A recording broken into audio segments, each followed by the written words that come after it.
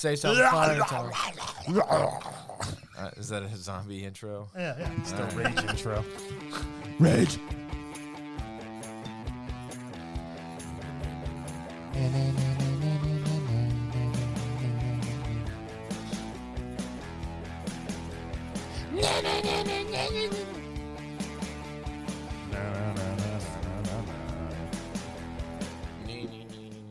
Hello. Hello. Welcome to Entertain This, a podcast about movies, TV shows, and video games. In new spaces. In new places. Yeah. This is the first recording at my new house. Is there an echo? Echo. No, it's pretty good. My name's Hayden. With me, I have Mitch. Hello. And Tom. Hi, Tom. And today we are discussing what happens 28 weeks later after a viral zombie outbreak. Dun, dun, dun. But before we begin, social media. Tom. Yeah, Tom. Well, you can go to entertainthispodcast.com, which will take you to our Facebook group, friends, and page. Friends. We do have friends. I had this written down. I don't know where I put it. Is it going to get lost in the move?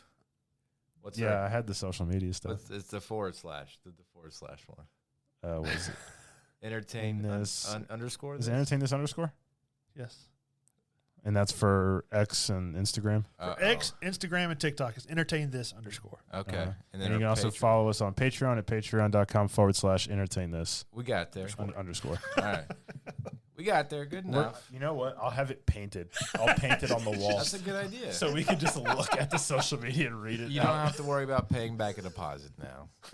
No, we'll just get a whiteboard. Actually, we just write it. As goofy as it sounds, we are upgrading, right? Like we have a nice little studio. Tom's growing up. He's a big boy now. Yeah, we're in the bonus room over my garage.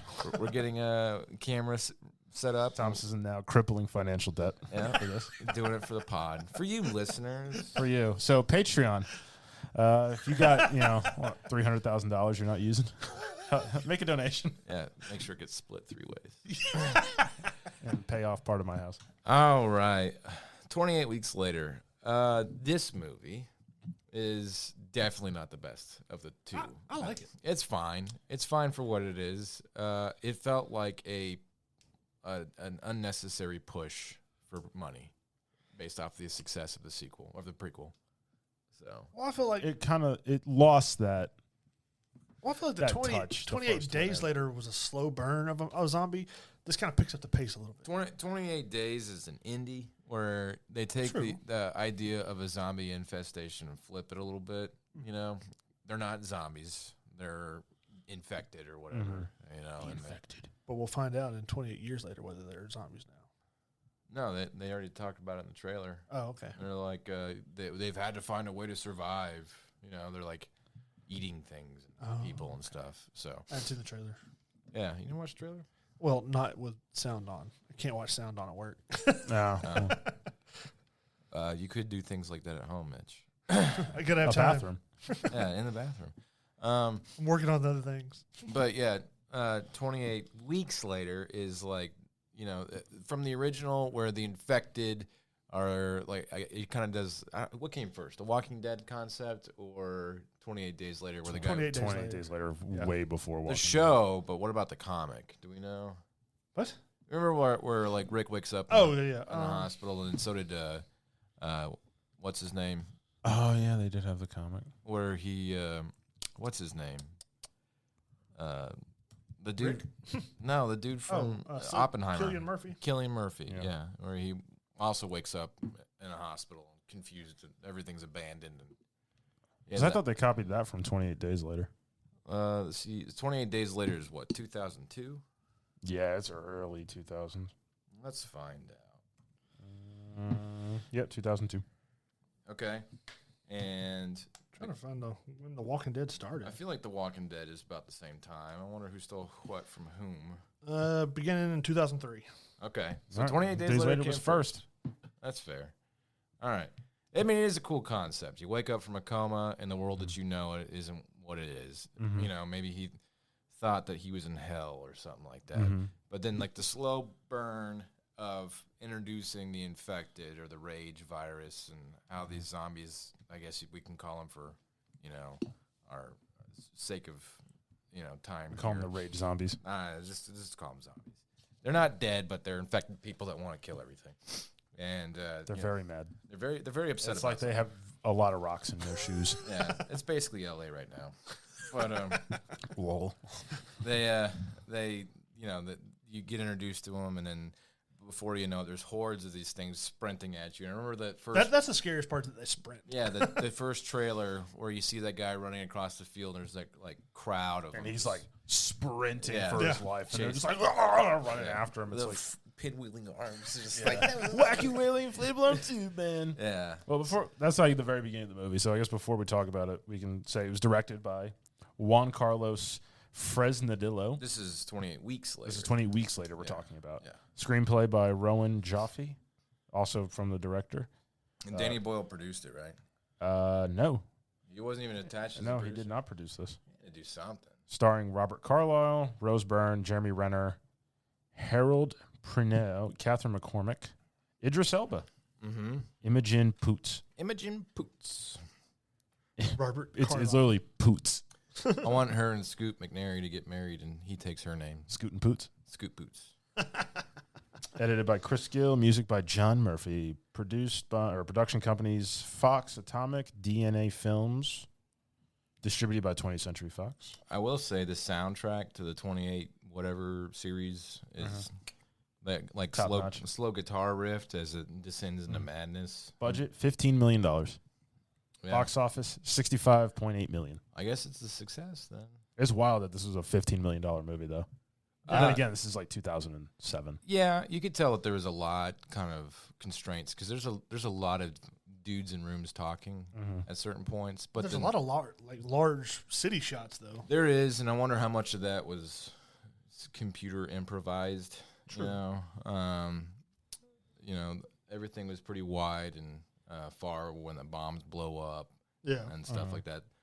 I think probably the coolest part in this movie is how they try to kind of reinvent the fear factor with the rage people, the zombies, when she's in that parking garage and the night vision and stuff like that. That was pretty freaking cool.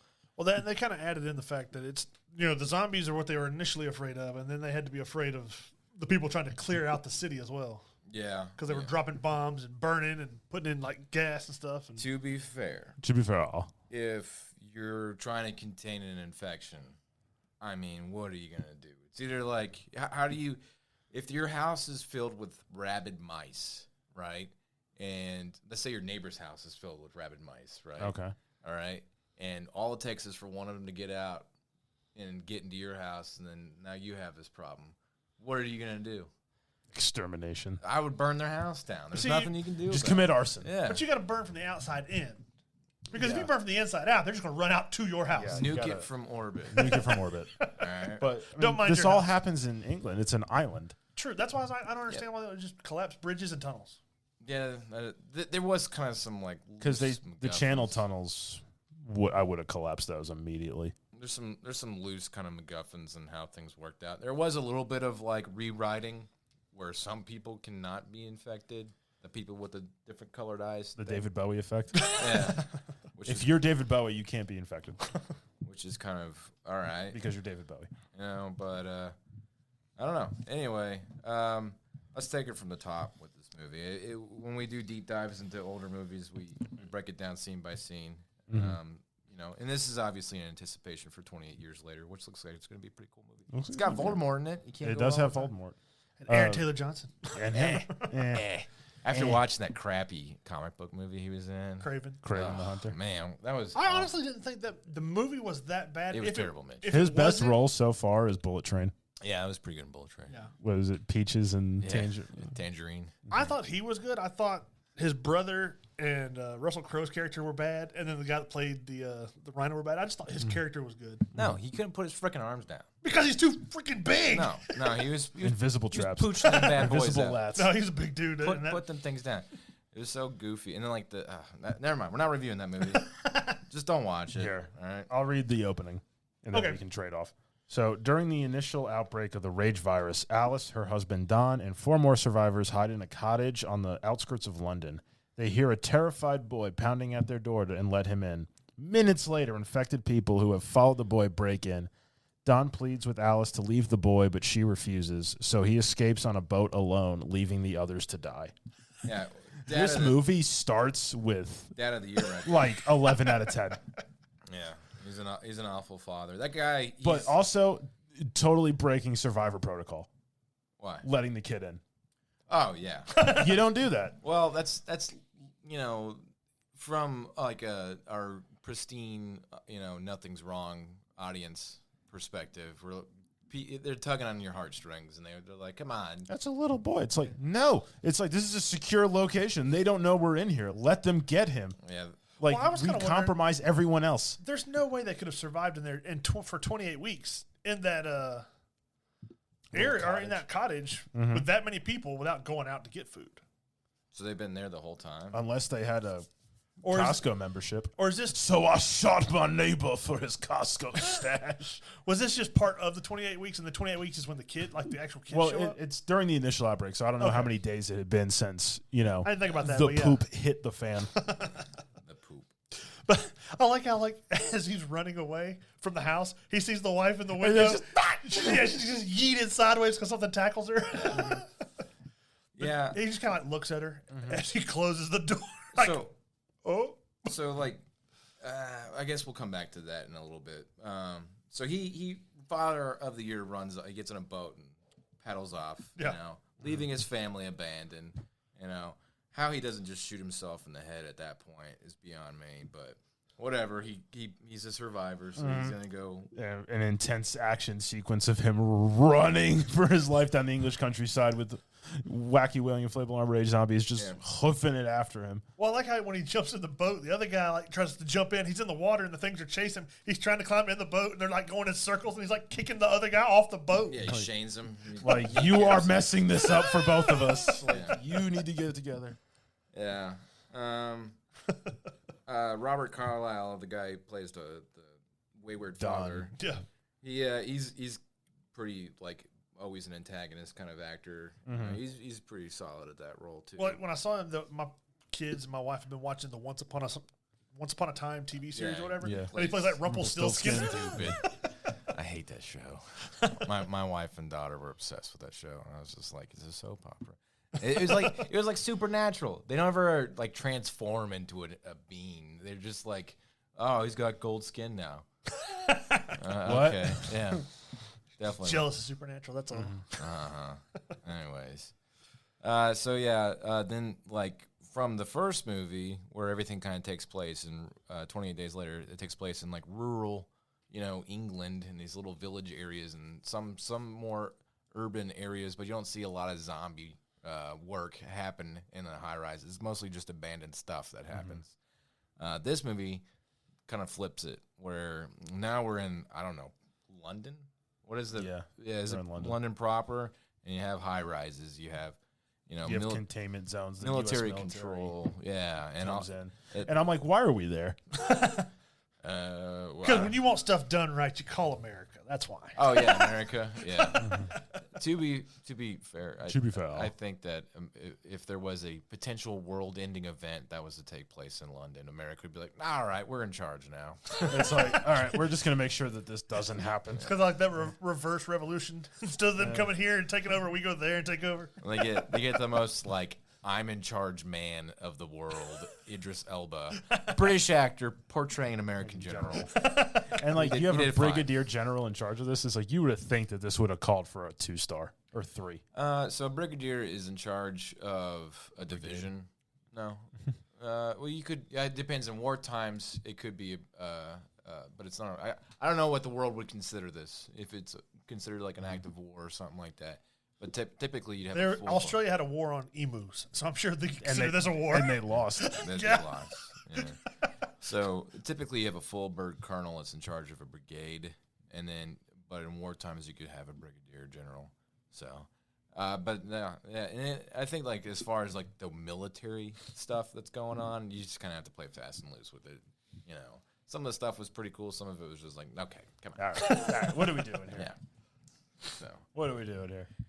But yeah, I did like the American appeal. They kind of found a way to inject maybe more for another nation into it. A Western audience. Jeremy Renner, a very young Jeremy Renner, Yeah. nobody knew of at that time when this movie came out. I think he did this, and then he did The Hurt Locker after this. Yeah. And that's kind of when he became big.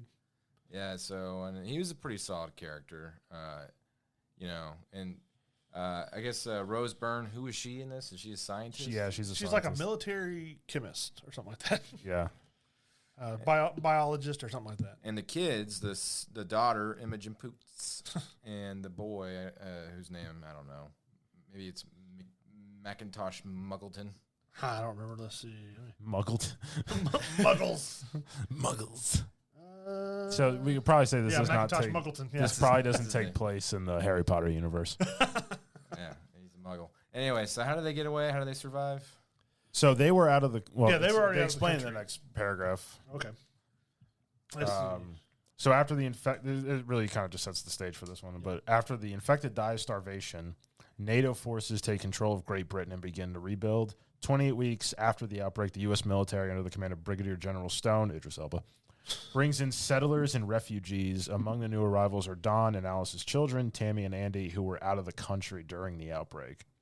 They're admitted to District 1, a heavily guarded safe zone on the Isle of Dogs, where they are reunited with their father, who lies about the circumstances of their mother's presumed death. Yeah, that's when you know he's a piece of work.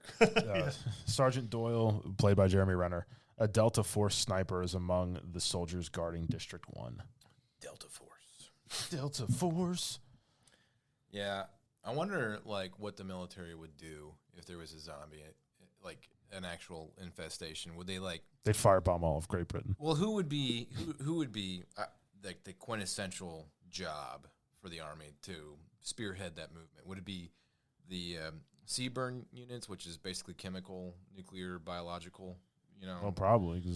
But then, but you would also need to have force-on-force capabilities as well. So, infantry, or would infantry do some cross-training? That's I would just hope they have better perimeter security. Well, Because the kids sneak out. Yeah, and it's I at one point, do you just grab these kids and go, so what part of horrible outbreak and millions of deaths didn't you get? And you're going to go sneak out. why did the kids sneak out? I can't They remember. wanted to go back to their house and get some of their things. Yeah, they snuck back into the house, and that's where they find their mom, Yeah. who's Delulu, Huddled behind a can, or, eating her own poop or some something. Something, yeah. Just Yeah, so the mom is found to be alive. The kids bring her back or whatever. But so even if she can't be infected, she's a carrier. yeah, she's a carrier. And two, the rage people would still kill her, would they not? I don't know why they didn't Yeah. beat her to death and rip her apart. Well, because, unless it's kind of like the World War Z where they explain to it that the rage people are just there to transmit the disease, so they bypass her once she's That's infected. not what happens later. Well, I agree, but that's, They don't explain Yeah. really. Yeah. Well, think anyways, that let's go ahead and read the next part because we're kind of getting into that because, the first part So didn't matter. Tammy and Andy sneak out of the safe zone and return to their former home, hoping to recover a photograph of Alice among other belongings. Inside, they discover Alice alive in a delirious state, just as soldiers alerted by Doyle reach them and return them to District 1. Alice is quarantined and tested by Scarlett, a U.S. Army medical officer, and found to be an asymptomatic carrier of the rage virus.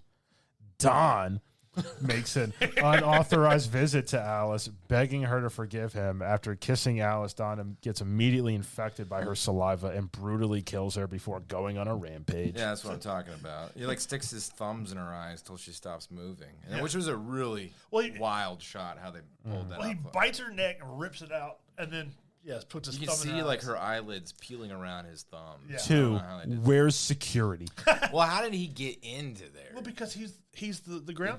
janitor, He's whatever. got access to everything. Yeah, But I'm you have a quarantine where this woman is infected. yeah. Well, as you know, we know people that have access to everything that aren't supposed to Yes, or don't need to. but, But we still, don't have zombies. You're not going to let the janitor come in and sweep your floor if you have sensitive stuff going on. Around there. So that was a little far fetched. The fact that they knew it was his wife and didn't keep tabs on him.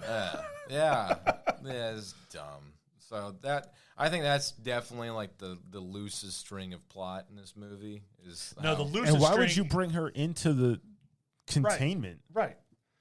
because they wanted to study her and see if they could develop a. At that point, she needs to Drop get a moved. trailer outside Yeah, the fence. she needs to get moved off-site. Fair. That's probably the smart way to do it. But I feel like the most unbelievable part is when she's strapped to this table. He walks in and she goes, "I love you." yeah, right. Screw you, man. You left her. Yeah. Love is blind, and he's like, yeah, fix this stuff. And then he got infected. Then he got infected. Yeah. Love is blind, and so are you. Anyway. Don't you just love like when he gives her that kiss and you just see like the stringy saliva? And then everybody's like, and then he's like, Stupid. and it's like, why is no one around? Yeah.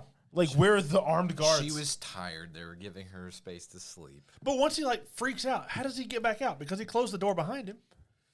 Yeah, so they definitely... He's a lot smarter. They kind of upticked the He's a smart intelligence. zombie. They Smart they snake, did. huh? They upticked the Think you're a smart snake? intelligence of these zombies in this movie compared they to the did. last one. Yeah. So that's my fear for this new movie, 28 years later, is They'll like... know how to drive. well, like, yeah, how much are we going to change? Get back here, kid. How much are we going to change and then invalidate the previous movies because we need to have kind of more stakes. We need to have more, audience appeal. So if that's the case, maybe the zombies do get smarter over 28 years or something like that. But Well, I mean, in The Walking Dead, they actually started doing that towards the end. Like some of the zombies could open doors and stuff, as opposed to just bumping into them. I just go, that seems like a really weak plot progression. Well, I'm just saying they started kind of upping their intelligence. Like some of them instead of just bumping into stuff, they would start to kind of maneuver around to the window and come in through the window, things like that. I mean, they're not doing math. He's out there weighing rocks before he throws them. Calculating trajectories. And then there's one zombie with broken Measuring glasses on, and he's like, "Strange women lying in ponds."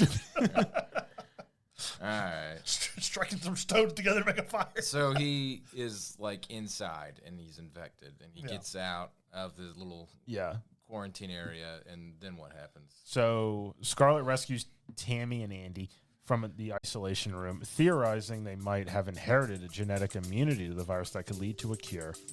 Don. We'll be right back. Ever wondered what a rhythm-based stealth game with dinosaurs might look like? Or a farming sim in space with zombies? Welcome to the Gaming Blender podcast. I'm Matt, and with my co-host Scott, we take a random game genre and random game mechanics, blend them all up, and pitch wild, totally hypothetical games you've never heard of, and maybe shouldn't. New episodes every other week. Hit play and unleash your inner game dev. No coding required. Search the Gaming Blender on your favorite podcast app now.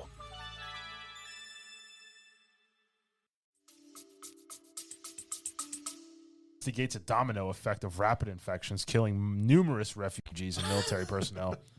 Unable to contain the chaos, Stone orders everyone to be shot indiscriminately. Doyle refuses to comply and leaves his post to assist a small group of fleeing survivors. A panicked Delta Force sniper kills two of the group, but Doyle returns fire and kills him, leaving himself, Scarlett, Tammy, Andy, and another survivor, Sam.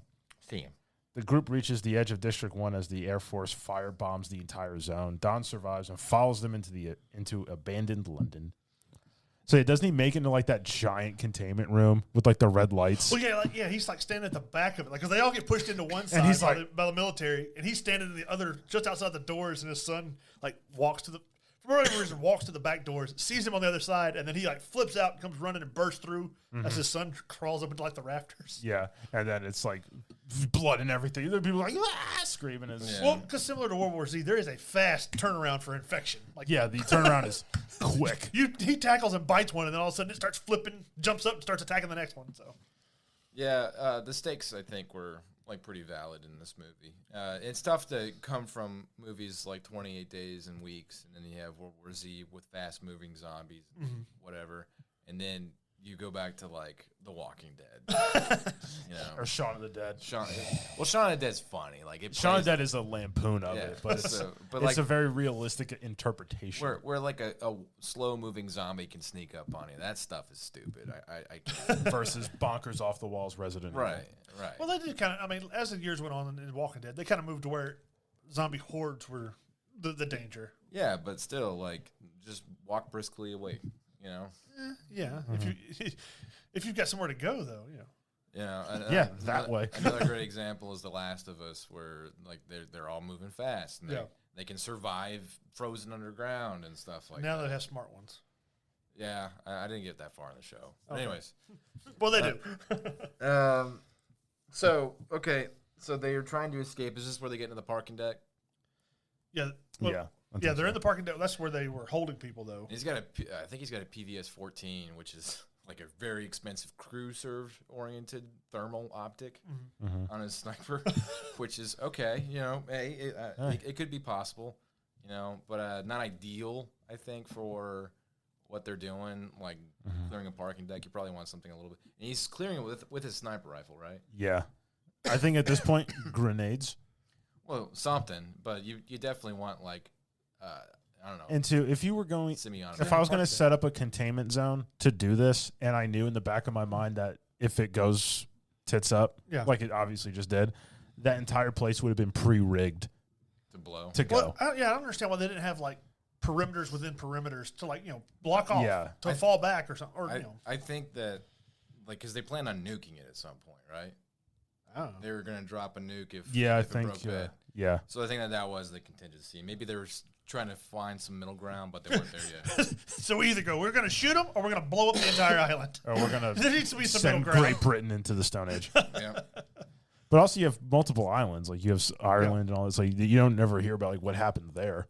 Well, Because I think there's like one bridge that gets you there. I like how the whole scenario went from, all right, we're going to contain this, to, all right, code red, shoot everyone. It's like, all right, try to contain it. That was a very short time span. There was probably some dude on the ground with a radio who's just like, yeah, containment's not. No, it's. I mean, broken arrow. That's how you do it, because like they're fast-moving zombies. Yeah, you know, so it's. Well, as a sniper up on the roof, you can't tell who's infected and who's not when they're all sprinting away. Shoot them all, man. Yeah, it's either you kill a couple of innocents to save the masses, or you know. Great, you just got us canceled. Sorry. These are decisions that have to be made at that level. That's why when this is what the scenario is. That's why I'm not that person that makes that decision. I'm not the button guy. You're the one that enforces that decision. I am, though. I'm just the messenger. Bow, bow, bow. Hey, the SS said too. Look at the flowers. Yeah. All right. We're gonna play hold the hand grenade. So the parking deck scene's pretty freaking cool, and I remember watching this movie when it came out and thinking like, wow, because everybody does like the night vision kind of appeal nowadays for like horror movies and stuff like that. But that was pretty original for its time. And I don't remember the parking deck because I watched it last night. Well, they get into like the London Underground, and that's where you have like the creepy shots of Robert Carlyle like walking in the background, like zombie walk, like quick, and all their eyes are like wide because they're trying to like see in the dark, but they can't. So it's pretty cool how they did that, and it definitely plays on the anxiety of the situation. That's probably. I think that actually happens later. Really? Yeah, I think that scene's later. Oh, okay. Well, because they run into all of them run into each other in that little Costco kind of warehouse that has all the supplies, and then they have to make their way through the streets where there's another sniper shooting at them, and he kills that. And the boy takes off running, and he's like, "No!" And then yeah. So because he's telling the guy to zigzag, and then the boy just takes off because the guy's too afraid. I forgot about that. Doyle's colleague Flynn flies his helicopter to Regent's Park to rescue Doyle, but tells him to abandon the others. As a crowd of the infected discover the 5 escapees, a desperate Sam latches onto the flying helicopter, but is infected when Flynn uses his rotor blades to kill the crowd, which is cool. Yeah. That's like, huh.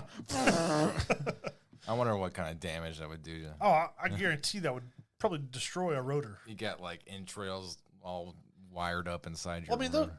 Granted, they're made out of metal, but they're very like delicate.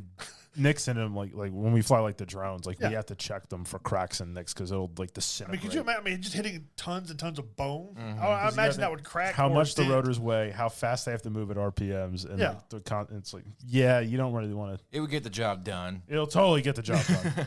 And then you'll crash like 10, 15 seconds later. Flynn instructs Doyle to meet at Wembley Stadium alone, but Doyle keeps the trio with him. They break into an abandoned Volvo. They put like the actual like model Volvo V70 to escape nerve gas that has been released to kill the infected, but are unable to start the car. As soldiers with flamethrowers draw near, Doyle exits the car to push start it and is burned alive. I remember that part. No more Jeremy Renner. Yeah. He did die pretty early in the film. I forgot about that. Yeah, but the flamethrower dudes that were coming up through the smoke, that was pretty cool too. Well, before that, when they're still in the field, when they first meet the helicopter guy in person, what was their plan? Because he told him to get down because they're like 15 seconds out, so they lay down in the grass. I mean, the zombies are still coming that direction. What were they going to do? I don't know. Like what, they crouched and it's like, where'd they go? Because I don't think the helicopter Was guy original Metal Gear plan Solid? was to use the blades until after he got it jumped on. Maybe he's like had that in the back of his mind. His whole career, he's like, one of these days. I've always wanted to. I've been waiting for a crowd of people. Yes. I didn't get to do this in Iraq and Afghanistan, but I can do it in London. Woo! But yeah, they go there and then they're like trying to start the car. Yeah. What kind of nerve gas is gonna? Well, I forgot they're still alive technically. That's because they're not technically zombies. So yeah, I guess that would work. 2, how's the battery not dead? In the car? True. For for 28 weeks Yeah, it's of possible. not. No. Yeah. You can leave your car parked for probably about a month. I've done Maybe a way month and longer a than half. that. I've done way longer. All right. I don't know. But anyways, so Anyways, we lose Jay Renner. Well, I just like how the flamethrower guys are just like nonchalant walking through the smoke. They're the flamethrower guys. They're totally different. that one's moving. Get him. But then after they light him on fire, they show like a close up of the flamethrower guys, and their eyes are just like menacing. Like, yeah, we were looking for you. They're the flamethrower guys. I'm hungry for some barbecue. And then you never see them again. Yeah, we don't ever know what happens to the flamethrower boys. The fire boys. The fire boys. Scarlet and the children take shelter from the aerial gunfire in the London Underground, navigating the darkness with a night vision rifle scope. There we go. Don ambushes them, killing Scarlet, like, brutally. Yeah. Oh yeah, I forgot about that. Yeah, he Beats her with the butt of the gun. Yeah, he just beats her to death. So you just see the camera going. Yeah, that part was wild too. That was pretty cool. And bites Andy. Tammy is forced to kill Don. Andy becomes an asymptomatic carrier like Alice. Vowing to stick together, Tammy and Andy reach Flynn at Wembley Stadium, who reluctantly flies them to France. Well, that's how the next movie's gonna start. Andy infects somebody. Well, yeah. No, he's a carrot. Well, unless he kisses somebody. Yeah, it's like his mom. His saliva, his blood. He's gonna meet a girl. If he pees. He's gonna meet a girl and give her a kiss. And oh no, She'd be like, because they don't know how it spread.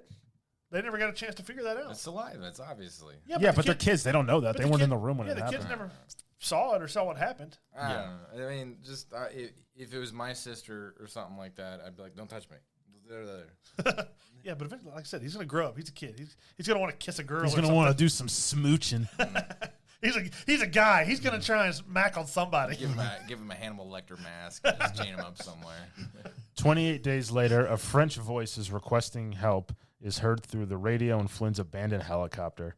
A group of infected people emerges from the Paris metro station near the foot of the Eiffel Tower, revealing the virus had spread to mainland Europe. No.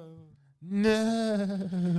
And it looks like, based off of the trailers for 28 years later, it's essentially the apocalypse. Yeah. So. But you got to think, like, so Europe and Asia are probably Dunskies. Africa, because it's all connected at some point. Yeah, I mean, they'd have to cross the Suez Canal to get into... I mean, they could go down through Asia, through the Middle East, and over to Africa. They can come across the Bering Strait, too. To Only if it gets cold enough. Alaska. Only if it's cold enough. No, they have means to do that. Oh, okay. I don't know. We'll see what happens. I do like the post-apocalyptic appeal of the newer stuff. They made it look a lot like Lord of the Flies, with the wooden gates cultish. and stuff. Mm-hmm. Yeah, and they're planning on 3 movies, right? Oh, they are? I didn't know that. 3 28 years laters. Really? Yeah. How many? We're already doing 28 years later. Like, what's next? Like 20. They're gonna 28 decades later. 28 decades later? They have Flying cars. They have subtitles for each one. It's all takes place around the same time. Okay. So, Oh. yeah, and I believe Danny Boyle is at You know the Russians would have just carpet nuked Europe. we probably would have let him. They would have been like, now's our time. We've been waiting for this for years. Goodbye, Germany. I think Danny Boyle's doing 28 years later. Yep, director Danny Boyle. So he's back in the saddle for the third one. And Ray Fiennes is in this. Jodie Comer. Did Cillian Murphy come back for this one? No, a lot of people are speculating he's going to make like a Cameo or something to allude to the next movie that comes out. So, but we'll see. There's probably going to be like a culmination film where all these characters that have survived their movies are all working together. Okay. We'll see. I don't know. Anyways, it looks fun. I like this genre of trying to spin zombies and make them different. I wish there was more stuff like this, but people. Did you ever watch? It's a shoehorn movie for a sequel. Did you ever watch The Crazies? Yeah. That kind of reminds me of that. Yeah. There's like Where they 28 days later sets the stage and introduces you to characters. You know, it explains to you how the virus happened and the outbreak. Here we are. Monkeys. It's been 28 days. Monkeys. You know, England, Great Britain is Dunskies. It's contained. Because I think at the end you see a plane flying over, so like the rest of the world still functions. They're just watching Britain like, damn, on the news.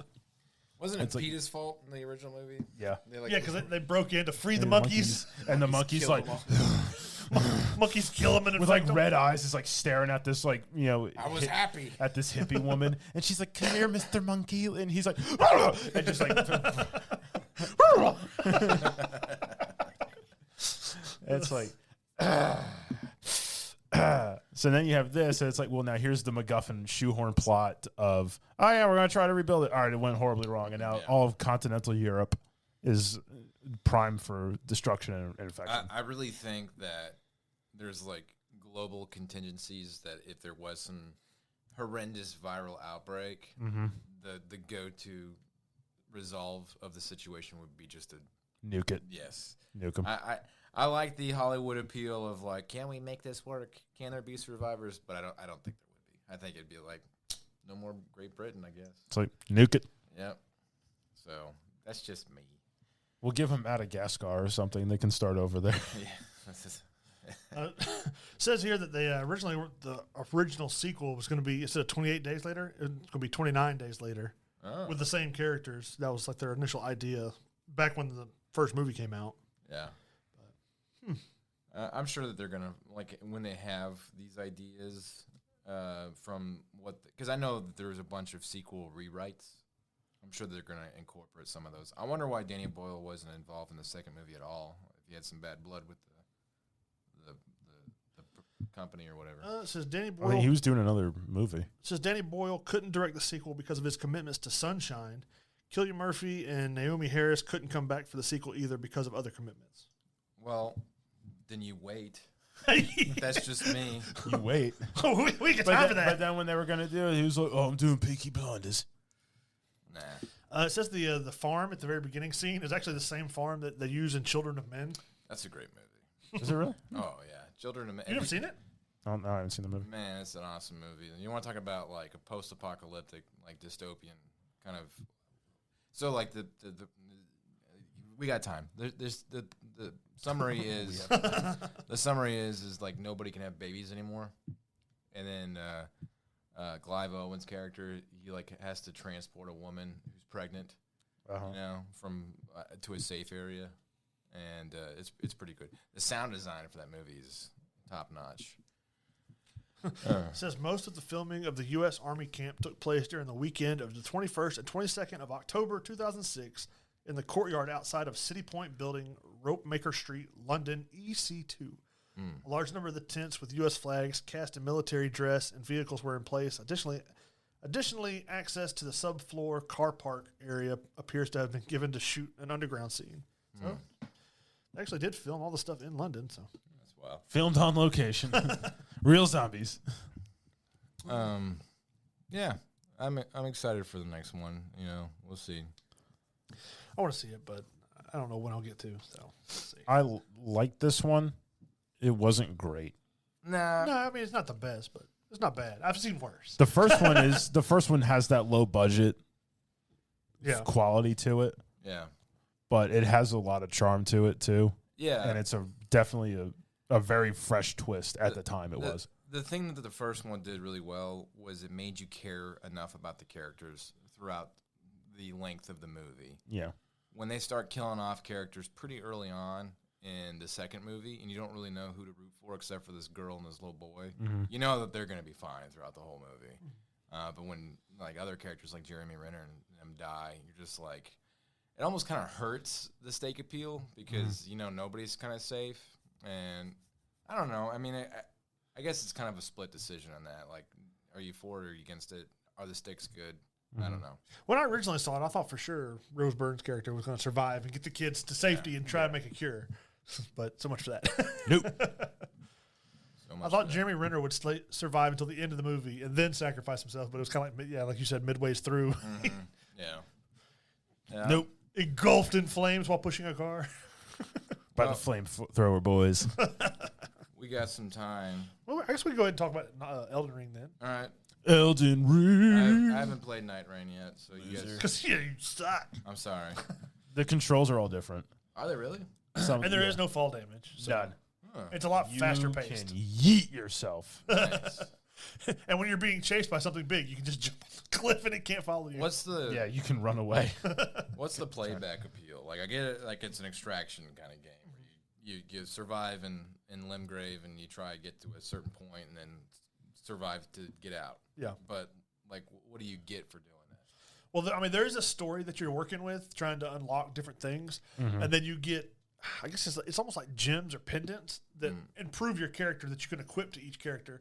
And each character has like either red, blue, yellow. So those gems and pendants that you get only work for certain characters. Okay. But you get whatever you get. Like what if you get one and I could use it, and I get one and you could use it? They don't have anything where you can trade them yet, but they are working on stuff supposedly where there is like a system like that. Armor sets or anything like that. Yeah, eventually they're going to have like different skins that you can have for the characters that you can unlock, but it's nothing off the beginning. And like there's two characters, the character that you really liked, you have to unlock it first. You have to beat a certain part to unlock that one. And then there's another one that basically she just summons stuff.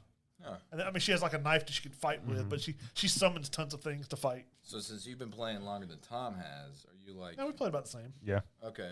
Well, like, will you guys be way more stronger than me? No. You start at the same every time. And you start at one. Level up. You find sites of grace and you with runes and... Yeah, just like how when you... I think the highest we've gotten is like, what, level 13, 14? Yeah. Because then the next game you start right back at one. And what's the point of continuing to play then? Because you're playing the story. Yeah, it's different. It's just story. Like the stuff is different every time. Have you beaten the first boss yet? The fox wolf thing? The three Cerebrus? Oh, no. We got to it. Yeah. And I think we killed one of them. Yeah. And then we all three of us died. I've beaten this since then. I've beaten this since then. And then once you beat the first level, then you can choose which adventure you want to go on. Like, it tells you, like, this is the main boss. Go after this one. Different ones are weak to different things. You can build your character towards different things. So I can't have new weapons every game or something. You find weapons. You find weapons in there. Fine. Yeah. But then once you're out, you start all over with a base weapon. Right. I want to like be better than somebody else. I mean, like you come across all kinds of encampments, castles, and stuff. You stack runes and weaponry real quick. Yeah. But if you kill mini bosses as you go, there's like an unlock chest where you can pick an item. Like you get like rare weaponry to use. But there's also things like you can either pick a weapon that does such and such, or you can pick a stat improvement where your stamina goes up a little bit faster, or your health builds itself back faster. What are like the rune things you can get? So you can equip them to your character. That give you like more vigor, more health. Yeah, that's what I meant, like stamina. the little gem things. The gems. Where you find those, you have like automatic boosts every time you go in. Because there's gems, and then as you play, the more you play, sometimes I unlock like a pendant, which is like, it looks like a little stopwatch or like a little locket or something, and that it does stuff too. Does each character have like a special ability or something like that? And they all have like a minor special ability and a major special ability. And are they all like overpowered, like crazy stuff? One of them, they're not the dude that turns into the giant werewolf monster. That's cool. Yeah, I mean, he does that. His minor ability is basically he draws a sword where he can block anything, but it's got like a stamina bar, so where every time he gets hit, it goes down, depending on the size of the hit or whatever. It's a cooldown time for all this. Okay. And then his major ability turns into basically a werewolf. It's like giant. Like he the has same a time size limit as on it. monsters. Yeah. The one I've been using is like the for the Iron Hawk or Iron Hawk or Iron Eye. So the classes you have Wilder, Guardian, Duchess, Recluse, Iron Eye. That's which is I've what been you using. do. Yeah. Raider, which is what I do. Executor or Executor and Revenant.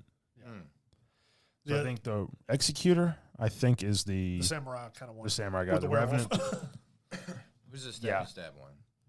The Duchess. the Duchess is the stabby stab, Okay. and You then turn invisible. the Raider is like the big bunk. Yeah. But Mine's the my dude bow and runs arrow. slow as hell, but he hits like a freight train. Well, mine, like, I can shoot unlimited arrows as long as I have a bow. And then I have, like, a little ability to where I can run up, hit him with a knife, and it makes, like, a target on him where when you lock onto the person, he's weak for a certain amount of time. So everybody can attack him while he's a little bit extra The weaker. best part about Mitch's character is if anybody goes down, Mitch can shoot you with arrows at distance and revive Yes. you. No way. That's Yeah. awesome. So I don't have to be up there punching you. I can Yeah, shoot I from a have to distance. run up and hit you with a weapon. That and my special ability is, like, I draw back and shoot, like, this giant arrow that blasts everything in its path. Yeah. So bows and so arrows if aren't you're useless. Huh? Bows and arrows aren't useless. In this No, game. right. No, it's a very. Well, It's good to have it You got infinite arrows. because you have a ranged person, and then a lot of it, like mostly, we always had a ranged guy. Yeah. You had me bonking, taking big chunks, and I can kind of tank a lot of stuff most of the time. And then we normally had somebody who was either playing as we had one dude play as a Wilder, we had a guy play as a Revenant, Yeah. and I changed up. I played as the Executor or Executor guy just to see if it was even a little bit better. But it's like it's a slow burn to get to really, really good. But then, like, the very first boss is like you can't see the rest of the levels or whatever until you beat the first boss, and he's the like fox. It's not like the same fox that you fight in the was it Lithuania Tower or whatever in the Liurnia. Lithuania, Liurnia. Lithuania. That you fight at like the Mage College. Yeah. Yeah, if you say it's not that kind of fox. It's a little bit different, but he also has a sword on a chain on his back. Oh, okay. So and he could split into three characters instead of just the one with three heads. You got to beat him first, and then you can unlock where you pick the level you want to fight on. And when you pick a boss, the actual land that you go to is a little bit different here and there. It's like you explore different parts of the island. That's cool. And then the boss that I fought, he was from some other game Can you not break my chair? that Try not to. like I guess one of the other Dark Souls or something. But he's almost like a T-Rex / alligator that had purple lightning. What? He was a pain. I We didn't mean- beat him. I haven't played since we played. Oh, yeah. I mean, it's a lot of fun though. How long do you spend? It's a in 40-minute. It's a 40-minute ride. Yeah. So it's pretty fast, is what it sounds like. It's fast, but it doesn't feel fast. Huh. Yeah. It takes. It's about I think from beginning to end, it's about 40 minutes. And like the way it works is you just spend a certain amount of time. You have to get to day 3. Yeah. You start off with day 1. You have to fight as the circle's closing. It'll lead you down to like a mini boss. You kill them. and then- Then day 2 starts. It'll lead you down. Like the circle will close in, and you'll have to fight another mini boss. And then when you beat that one, it transports you out, gives you an opportunity to like, I guess, power up a level little up, bit. power up, grab And whatever you need. then you go to day 3 where you're like opening the door that I sent y'all the video of, Oh, okay. and you fight the main guy. and then you fight the big boy. How many big boys are there? There's like a bunch. I want to say from what I had seen, There's like 8.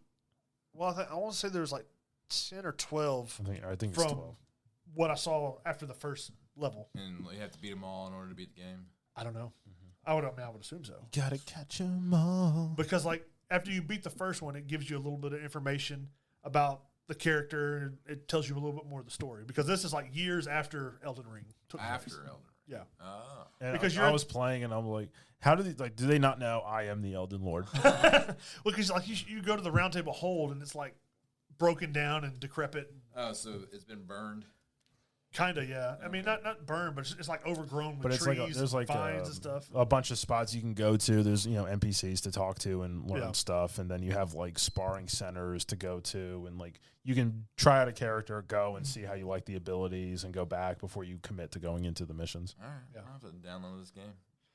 I mean, It was fun because we played for like 4 hours. yeah. Really? It's only I think it's like $30 or $40. Yeah, it's $39.99, I think. I'm sure they got all sorts of DLCs and stuff planned for it.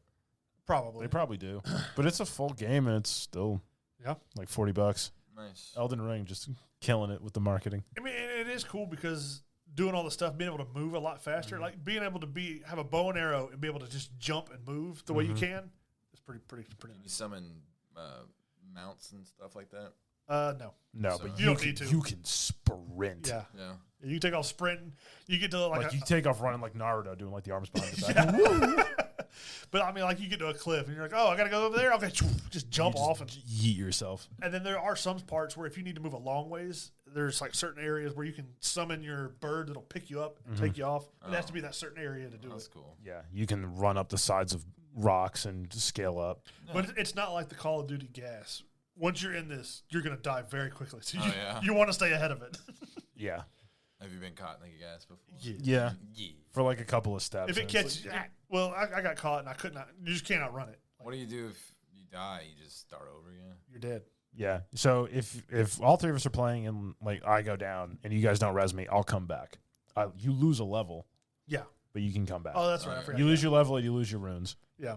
So if you're level 5, you'll come back as level 4. And then You need all your levels at the end. you need as many levels as you can get. Because I think we went into one of them like playing and like we were like level 6s or 7s and we got mopped. How much when you level up? How much like time do you have to figure out what you want to select to upgrade? Oh, you don't have to No, select anything. You just level up and it and it's upgrades a everything. blanket Okay. upgrade. It upgrades everything that'll fit towards your character. You don't get any new abilities or anything like that. No, because Do you? the abilities and stuff you get from the weapons that you pick up, And you can find abilities and you find abilities as you go through Oh, looting. okay. That's cool. so you don't have to worry about like upgrading this or that. Specifically, you just pick weapons and abilities that will fit the character that you're trying to build. Like, because some bosses are weak to poison, some to fire, so you just kind of got to switch it out. What was that face? But I mean, I've really enjoyed playing it because even people were complaining that, oh, well, it doesn't have crossplay and, oh, it doesn't have an easy voice chat. I've played with all the people other than you. Everyone's been randoms, and I've had not had one problem. No, Like, I had everybody's issues. working towards the same goal anyways. So there's not a whole lot to, like, talk about or strategize. I mean, fight the bad guy. See beat him, go get him. Yeah. I mean, it'd be easier if you had 3 people. Oh, yeah. I mean, yeah, that's what I'm saying. You play with 3 people, but I don't have to talk to them. I mean, it's to be easier able when to you can talk to all 3. Yeah, but you don't have to have that to be able to complete the No, objective. you can pretty much make it work. And people are like, oh, well, without crossplay, the loading times take forever. I don't think I've waited more than a minute in a loading time to play with someone. I'm glad you guys played that game, and I'm a little jealous. I want to play. However, I did play a game, and I beat it. Oh, yeah? Doom: The Dark Ages. Oh. It was fun. I think that it's a good sequel. There's a lot of people that were complaining that it's too far of a divergence from the original, the 2016 Doom feel. But you're not in space shooting monsters? Shooting demons? Yeah, you are. You're in hell, back and forth, and killing aliens and demons and stuff. And Aliens. they're kind of like, I think they're kind of like angels. I don't know. The big difference between this game and the other Doom games is like it's kind of got a plot. It's a very loose plot. Essentially, there's the Sentinels, which are humans that are Viking warriors that kill all these demons and protect the humans, and then there's the Makers, which are like these angelic kind of leaders of the Sentinels, and then there's the demons, which are wanting to kill everything. And the Doomslayer guy, they call him the Slayer. He's controlled by the Makers, Slayer. but he obviously rebels against control and breaks free. And then at one part, like the princess of the Sentinels gets kidnapped, and you got to go rescue her. It's a little corny, But long story short, like there's a big bad guy. You got to go kill him, and it's like a 5-phase boss fight. But you're invincible. I mean, like this game is so easy. Like once you learn the rhythm, it's almost kind of like what do they call those? Where you have like a beat that like you have to match in order, like a rock band kind of feel. It's not quite like that, but there's a lot of reverse bullet storm going on where you want to hit a certain bullet to reflect back at and do a whole bunch of damage to an enemy, a bunch of enemies, and you have your Captain America shield with a chainsaw on it, which can do a lot Like that was like the go-to weapon, infinite ammo. So you might as well just be using that. I upgraded that thing first, and it was a smart move. Then you have, I don't know, like 12 guns. I use 2 guns. I use the rocket launcher and the Slayer shotgun. And all you really need is the Slayer shotgun. You don't need anything else. That gun is so overpowered. Once you max that out too, it's game over at that point. Game over, man. Game over. And, you know, I played on normal difficulty, thinking that like, you know, I'm not the greatest first-person shooter person in the world. I should have upgraded it to a more difficult level. But yeah, it's pretty good. Like the gore factor. Once you like become capable enough where you can navigate the battlefield and, you know, figure out how to counter enemy attacks and what to do to take out a specific enemy first, so the rest of the battlefield like kind of like dims down their capabilities of overwhelming you. You're just unstoppable. And you really are. There's some pretty cool like throwbacks, like you can unlock Berserk mode towards the end of the game, and you were even more unstoppable. It just all it is an ego boost the whole time. Like, yeah, you can't kill me, you know. And every boss is, I think I beat every boss first try. There's a couple of things that they tried different. They threw in this dragon flying stage where you get a dragon and you fly around and you try and like do some aerial combat. Is kind of dumb. I think they could have just left it out. And then they have this thing where you drive an Atlan. It's a giant mech. And you fight in the Middle Ages. Yeah, well, yeah, you fight these Titan. Like if it's the Middle Ages, I don't know what's going on. People have guns and stuff. But then you fight like these giant Titan. And you fight a Cthulhu at one point. Oh. Yeah, they call him the Old One. All of it still very easy. Like beat it first try, you know. But like the thing that I think was the most interesting was the plot, like the settings. Like when you fight in hell, how different everything looks in hell. One point you get eaten by Cthulhu, and you're inside of his guts, trying to kill him from the inside out. That's kind of fun. Yeah. At one point you get killed in the story, and you like wake up in hell as a zombie, and you're just angry doom guy, too angry to die. You know, and you just go around and kill everybody as a zombie. Yeah. But yeah, I give it an 8 out of 10. I think like if you enjoyed the other games, this is definitely a little bit slower than the other games. But people say that instead of you being like a sharpened blade just flying around the battlefield, you're like a tank, just crush. Like you can literally fall from great heights, and the impact of your landing will kill everything around you. You know, so I didn't notice that. I didn't never see that explained. And then when I jumped off a cliff, I noticed that it started doing that. So I was like, oh, okay. Oh, they just give it to you too. Like if you don't have to think hard. You know, I customized and upgraded everything because there was nothing else to do. You just need a shotgun. That's it. Everything else is pretty easy and taken care of.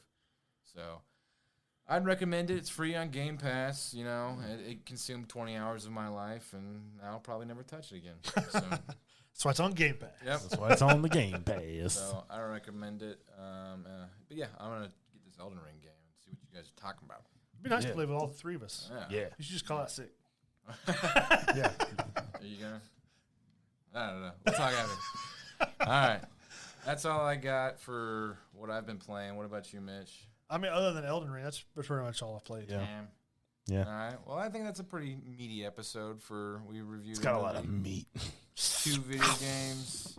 If you guys got any ideas, hit us up on social media. Which is one more time, Tom, hit social media. Yeah. Entertain this _ for our X, TikTok, Instagram, and then patreon.com/entertain this _ There we go. Yeah, those All places, those things. Hit us up on there, and yeah. Tell us what you think. If you want us to review something, if you want to play something with it. We did the crazy Hunger Games AI double-part episode. Nonsense. It'd be fun to have some patrons in it and see how far you guys would make it in different wild scenarios. All right, well, I think that's it for this episode. So goodbye from me, Hayden. Goodbye from Mitch. Bah. And Tom. Bye. Goodbye.